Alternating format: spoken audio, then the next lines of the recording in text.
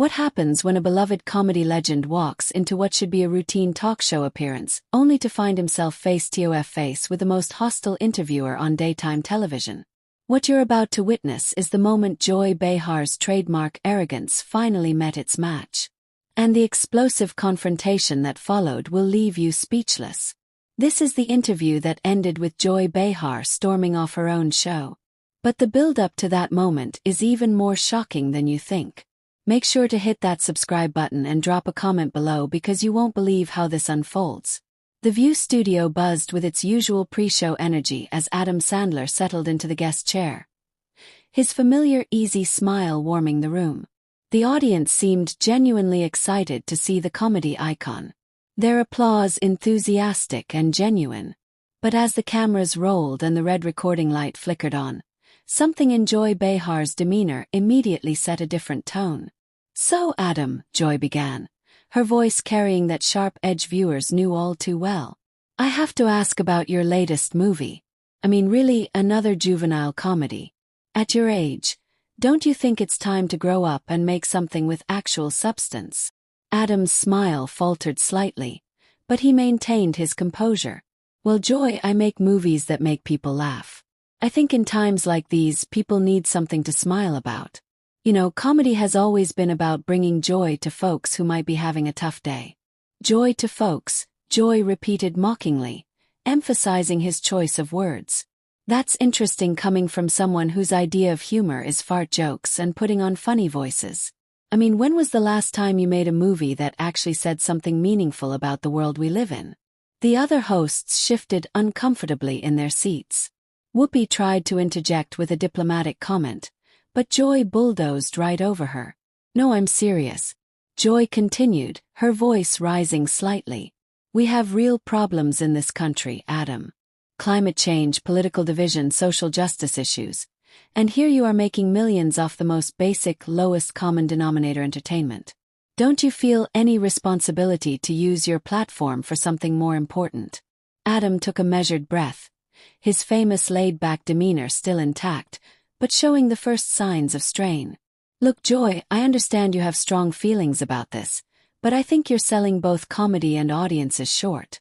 When a kid laughs at one of my movies, when a parent gets to forget their stress for an hour and laugh with their family, that matters. That's meaningful." "Oh, please," Joyce scoffed, actually rolling her eyes on camera. "That's just Hollywood spin. You're making mindless content that dumps down society. Kids should be learning about important issues, not wasting their time on your infantile humor." The tension in the studio was becoming palpable. Even the production crew behind the cameras looked uncomfortable as Joy's attack continued relentlessly. "And another thing," Joy pressed on, clearly warming up rather than winding down. "Your movies consistently portray women as objects or one-dimensional characters. How do you justify perpetuating these harmful stereotypes in an era where women are fighting for equal representation?" Adam's jaw tightened almost imperceptibly. "Joy, with respect, I think you're mischaracterizing my work. I've worked with incredibly talented female comedians and actors. Many of my movies have strong female characters, and I've always tried to create roles that showcase women's comedic talents. Name one." Joy shot back immediately, leaning forward aggressively. "Name one movie where the woman isn't either the nagging wife, the unattainable love interest, or the butt of the joke." Well, in Grown Ups, Maria Bello and Salma Hayek both had substantial roles where they were equal partners to their husbands in the story. In Billy Madison, Bridget Wilson's character was intelligent and independent. In Happy Gilmore, Julie Bowen played a successful professional who wasn't defined by her relationship with my character. Joy waved dismissively. "Those are supporting roles at best. Token characters to make your movies seem less sexist than they actually are. You're part of the problem, Adam. You have influence, you have money, you have power, and what do you do with it? You make movies about golf and football and man-children who refuse to grow up." The audience was beginning to murmur, some clearly uncomfortable with Joy's increasingly hostile tone. Adam glanced briefly at the other hosts, perhaps hoping for some intervention, but they seemed frozen by the intensity of Joy's attack. I think Adam said carefully that entertainment and activism can coexist without one invalidating the other. My job is to entertain people and I take that seriously. But that doesn't mean I don't care about important issues or that I'm somehow damaging society by making people laugh. Your job, Joy interrupted, is whatever you choose it to be. And you've chosen to be part of a system that keeps people distracted from real problems while making yourself rich in the process.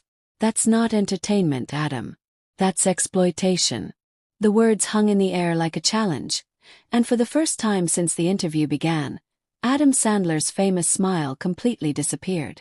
Something had shifted in his expression, a hardening around the eyes that suggested Joy Behar had finally pushed too far. You know what, Joy? Adam said quietly, his voice carrying a weight that made everyone in the studio lean in slightly. I think we need to talk about exploitation. The studio fell silent as Adam's words registered. Joy's confident smirk wavered for just a moment, sensing that the dynamic was about to change completely. Exploitation, Adam repeated, his voice steady but carrying an unmistakable edge. Since you want to talk about using platforms responsibly, let's examine your track record, Joy. You sit here every day on national television claiming to speak for women and marginalized communities. But what do you actually do besides tear people down? Joy's eyes narrowed. Excuse me. I've been fighting for progressive causes longer than you've been making movies. Adam, I don't need a lecture from someone who thinks putting on a dress for cheap laughs is peak comedy. There it is, Adam said, leaning back in his chair with a knowing look.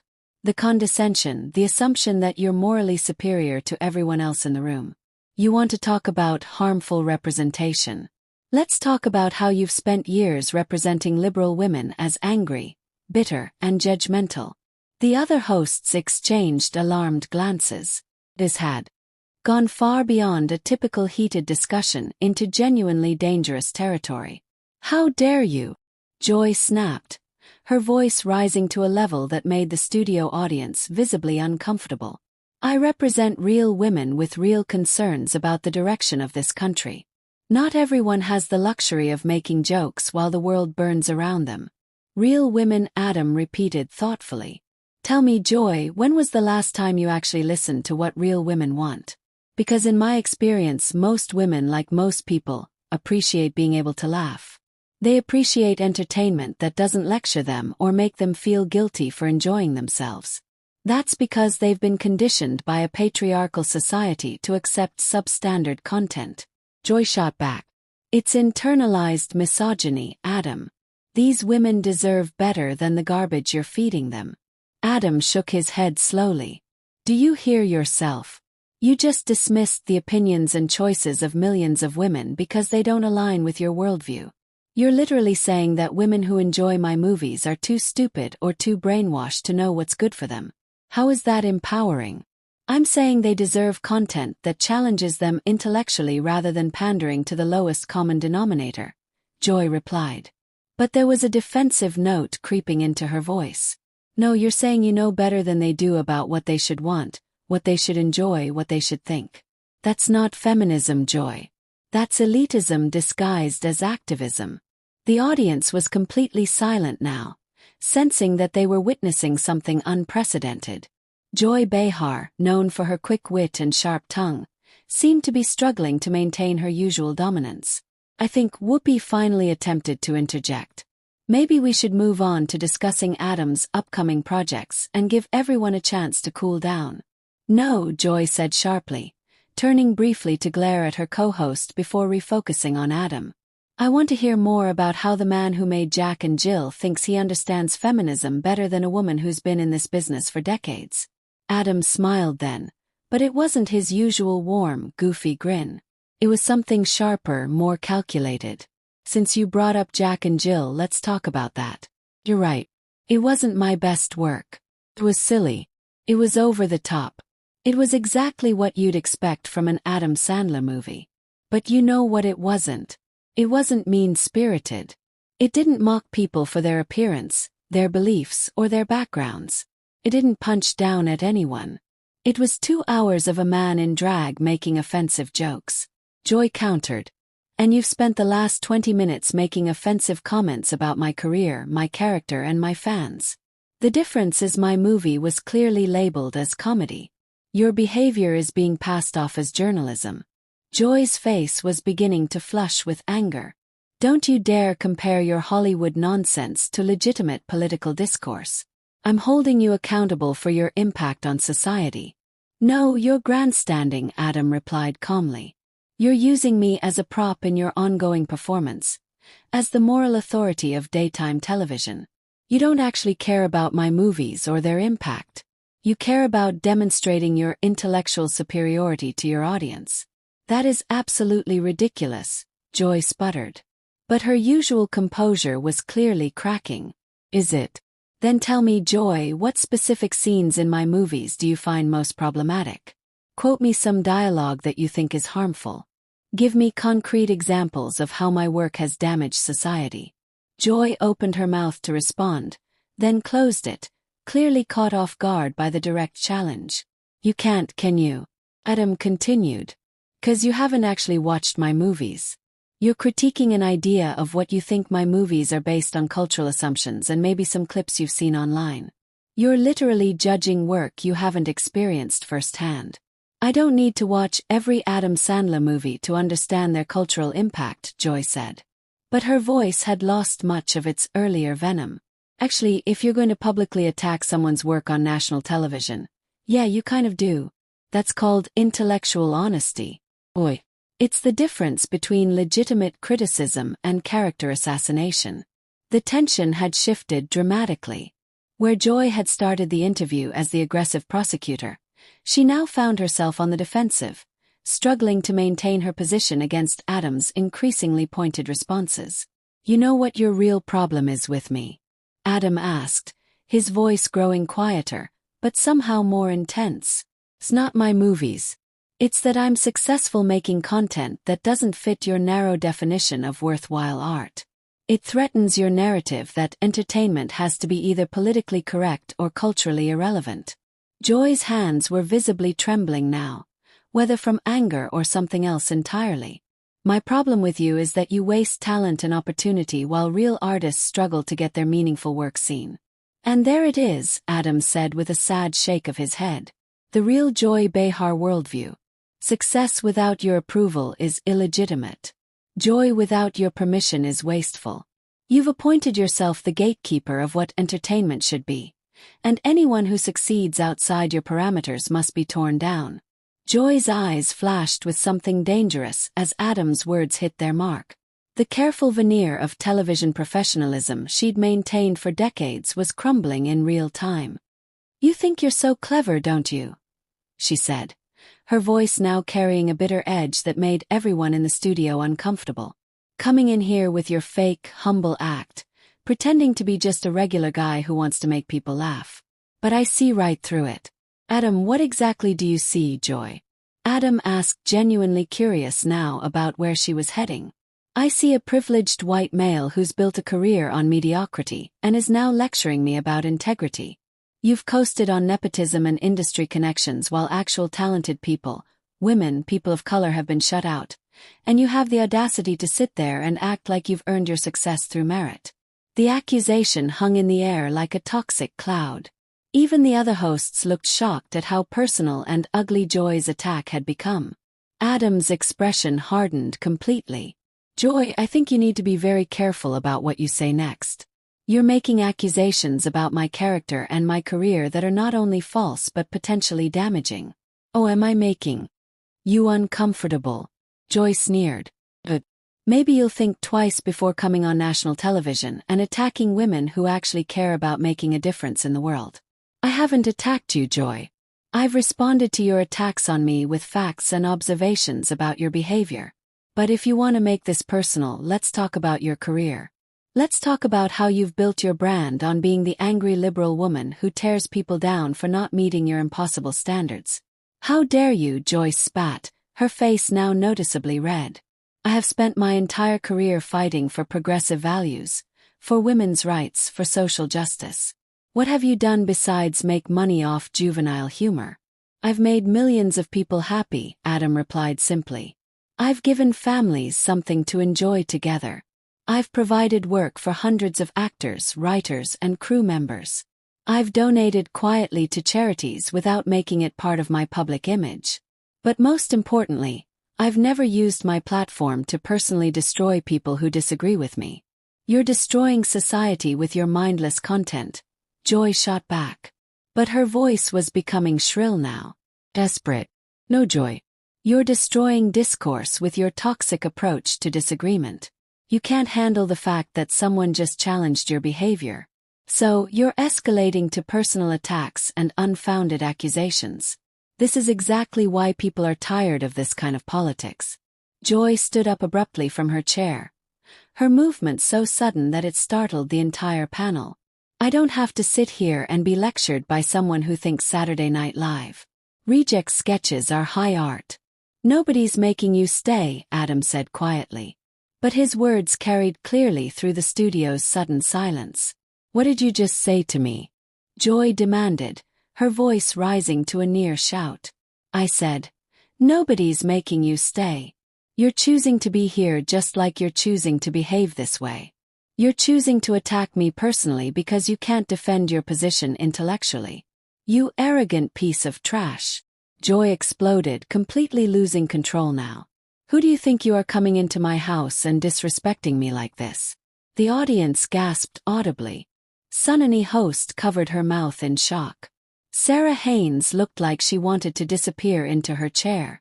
Even Whoopi, who had seen plenty of heated moments on the show, looked stunned by Joy's complete meltdown. Your house, Adam repeated, raising an eyebrow.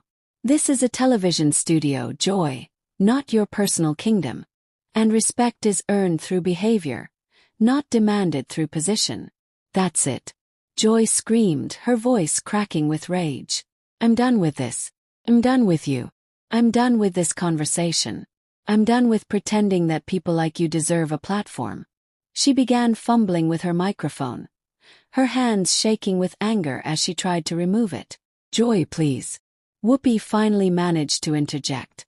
Let's just take a commercial break and everyone can cool down.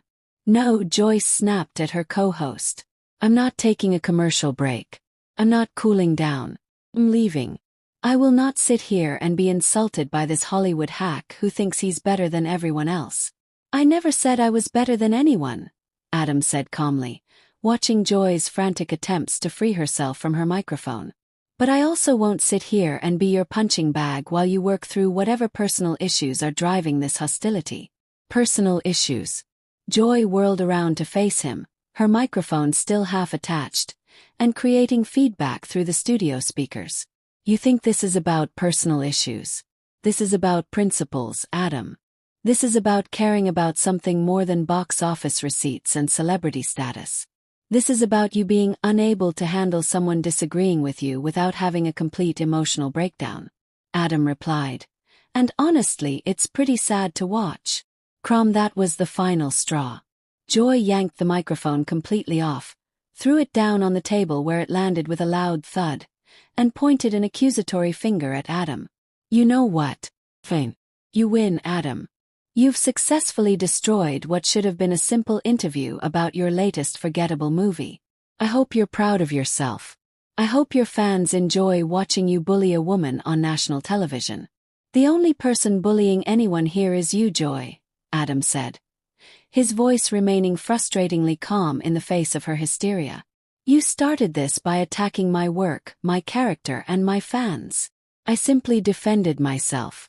Whatever helps you sleep at night, Joyce snarled, grabbing her notes from the table and storming toward the exit.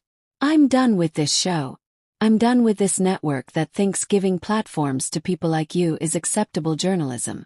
As Joy reached the edge of the set, she turned back one final time, her face contorted with rage. You want to know what exploitation really looks like, Adam? It's you exploiting the goodwill of decent people who think you're just a harmless entertainer while you spread your toxic masculinity and backwards values to their children. Adam shook his head sadly. Goodbye, Joy. I hope you find whatever you're really looking for because it clearly isn't in this studio. With that, Joy Behar stormed off the set of The View, leaving behind a stunned studio, a traumatized panel of co-hosts, and an audience that had just witnessed one of the most shocking meltdowns in daytime television history. The camera lingered on Adam Sandler, who sat quietly in his chair, looking more disappointed than victorious. As the reality of what had just happened settled over everyone in the room, the silence stretched on for what felt like an eternity, broken only by the sound of Joy's heels clicking angrily down the hallway as she made her exit from not just the interview, but apparently from the show entirely. That's the story of how Adam Sandler's quiet dignity and measured responses completely dismantled Joy Behar's carefully constructed television persona, exposing the toxic behavior that had been hiding behind years of political rhetoric and moral grandstanding. What did you think of Adam's handling of this situation? Was he right to stand his ground, or should he have taken a different approach? Let me know in the comments below.